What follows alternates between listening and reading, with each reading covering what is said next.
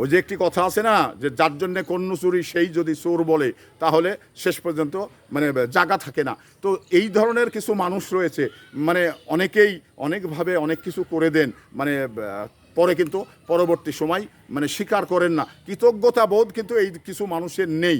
কারণ আমরা অনেক সময় দেখা যায় যে ভোটের রাজনীতিতে গিয়ে আমি এক দলের সমর্থক, যে কোনো কারণে যে কোনো সমস্যায় আমি আর এক দলের নেতাকে ভোট দিলাম, দেওয়ার পরে তারা কি বলেন যে না, ওই দলের কর্মীরা আমাকে ভোট দেয়নি, সব ভোট এই আমাদের দলের ভোট।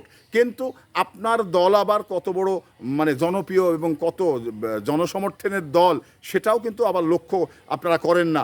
না করেই সোজাসুজি বলে দেন যে এই বিএনপির মানুষরা আমাকে ভোট দেয়নি, সব ভোট জামাত ইসলামের। এর বাস্তব মানে ভুক্তভোগী আমি। কারণ এই আমাদের উপজেলায় আমরা একবারে জামাত ইসলাম বাংলাদেশকে ভোট দিয়েছিলাম উপজেলা চেয়ারম্যান হিসাবে। পরবর্তী সময় উনি কী বলেছিলেন, পরবর্তী সময় উনি বললেন যে আমাদের এই যে ভোটটা মানে আমাদের চেয়ারম্যান হয়েছে, সব ভোটটা কিন্তু আমাদের দলেরই ভোট, বিএনপির নেতৃবৃন্দ আমাকে ভোট দেয়নি। কারণ বলবেই তো, যেহেতু বিএনপি থেকে দুজন ক্যান্ডিডেট ছিলেন, তো তাহলে বিএনপির লোক কি আসলেই ভোট দেয়? কিন্তু আদৌ তা না। কারণ আমরা দেখলাম যে আমাদের দুইটা ক্যান্ডিডেট, আমাদের ভোটটা নষ্ট হয়ে যাবে আমরা একে অপরকে দিলে, তো আমরা নষ্ট না করে জামাত আমাদের শরিক, তো জামাতকে আমরা ভোট দিই, তাহলে হয়তো বা সে চেয়ারম্যানটা হতে পারবে, আমরা কিছুটা হলেও দাঁড়াতে পারবো। কিন্তু পরবর্তী সময় পুরাটা অকৃতজ্ঞ বা অস্বীকার করলেন যে না, বিএনপির মানুষরা